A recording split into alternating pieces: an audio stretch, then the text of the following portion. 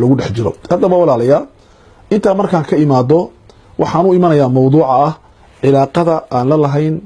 in wadanka Qatar iyo Kuwait iyo Khaliijka iyo sida ay xukuumadda Djibouti ula dhaqantay iyo xukuumadda Soomaaliya labada siyaasadood biseelka u kala dhaxeeya iyaan nitusaya. Horta marka hore waxaad ogtihiin in Soomaaliya lacag aad u fara badan loo bandhigay oo wafdiyaal waaweyn oo Khaliij ka socdana ay tageen laakiin mowqif ay ka qaateen sidan kale taa waxay dhahaan marka koobaad horta annagu waan baahannahay waliba baahida aan baahannahay waa baahi culus waa baahi ay dowladnimadeedii duntay maca dalika waxaan qarar qaadanay inaan lacag qaadan oon walaalnimada ilaalino mowqifka waxaa ammaanay aqoonyahanka adduunka jooga oo dhan iyo ammaanay aqoonyahanka Soomaaliyeed oo dhan ba ammaanay bal waxaan aad ugu farxay madaxweynayaashii hore ee Soomaaliya oo mowqifka iska taagay nafsil mowqif sida Sheekh Shariif oo soo saaray bayaan aad u qurux badan oo 7 bundi leh oo ay kamid tahay inuu ku garab joogo dawladda mowqifka dhexdhexaadnimo ay qadatay oo ah Qatar iyo Kuwait iyo Sacuudiguba inay yihiin saddex wadan oo walaal ah oo Carab ah oo Muslim ah oo in mida inoo wada jira inay yihiin oo inaan kala raacno aynan suubanayn aynan wanaagsaneyn wax tarkana hadii la yiraahdana laguba kala horeeyaba taas bay ahayd maartay ta ay qaadatay dawladda Soomaaliya oo u beerisay maartay wixii ay miisaankii dawliga ee adduunka ku lahaayeen u beerisay ku tustina qaraarka dawladda Soomaaliya inay ku jirto gacanta Soomaaliya ayna ku jirin gacan dibadeed wadanka Djibouti waxa ka dhacday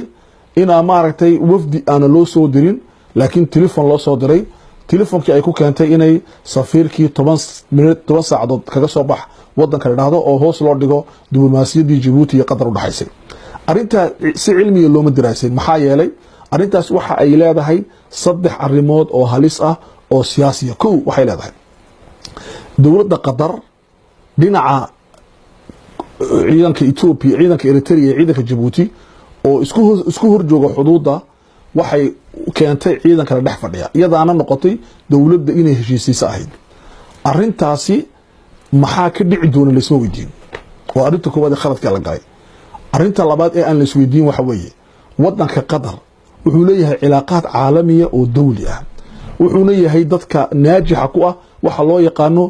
dagaalada in la dajiyo in isaga la soo weeraro maaha wadanada isweerarayo dhan buu ka qayb galay inuu dajiyo Lebanon buu soo dajiyay Afghanistan buu soo dajiyay Soomaaliya imika galay shabaab iyo maartay Soomaaliya Djibouti wuxuu dhex galay Eritrea Ethiopia Eritrea uu dhex galay wuxuu kala dhex galay maxaan ku dhahdaa Pakistan iyo Hindiya wuxuu kala dhex galay wadanada ku yaala America maartay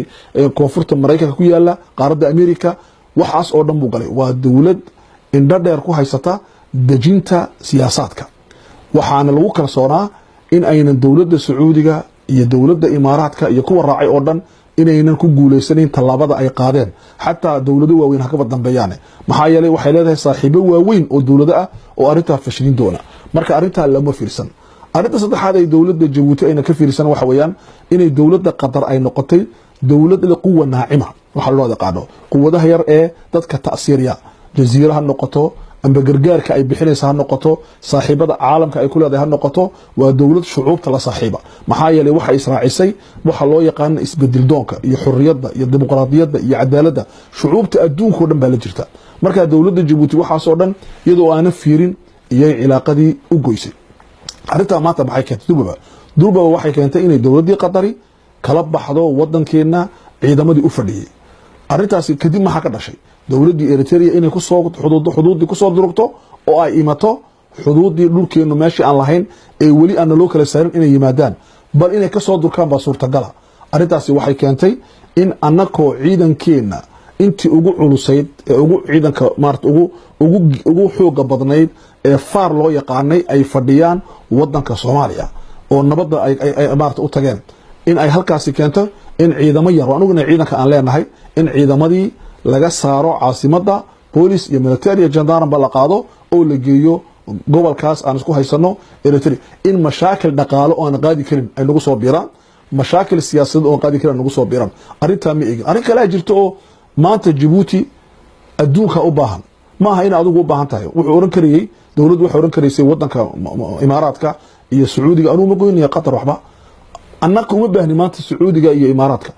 iyaka inoo baahan iyaka inaga dhulka nasiya maanta meel aan ciidan fadhiisano iyaka ku jira dagaal international iyaka ku jira dagaal iqliimi oo maarata gobolka ah iyaka ayaa doonayo iska takhalusaya carabtu marka adiga maaha kii u baahnaa ee waxa hayn iyaka ku baahnaa sida uu yiri Sheekh Shariif carab ninka daba nashleeya waxba siiyaan ee ninkii isku soo taagay wax u taraan saadaraadid ba ogtahay maanta wafdiyaasha sida ay ugu imanayaan magaalada caasimadda Muqdisho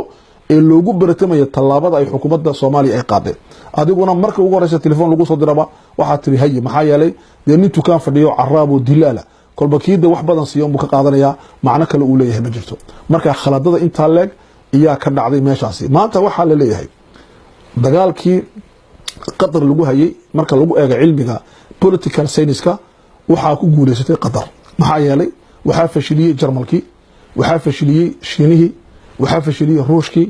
waxa fashiliyay Faransiiskii waxa fashiliyay Belgiigii waxa fashiliyay dawladii Scandinavian waxa fashiliyay Afrika gobolka aan ka tirsanay anagu Djibouti ka bitay Soomaaliya way diiday Ethiopia dhadhaxad bay noqotay Suudaan dhadhaxad bay noqotay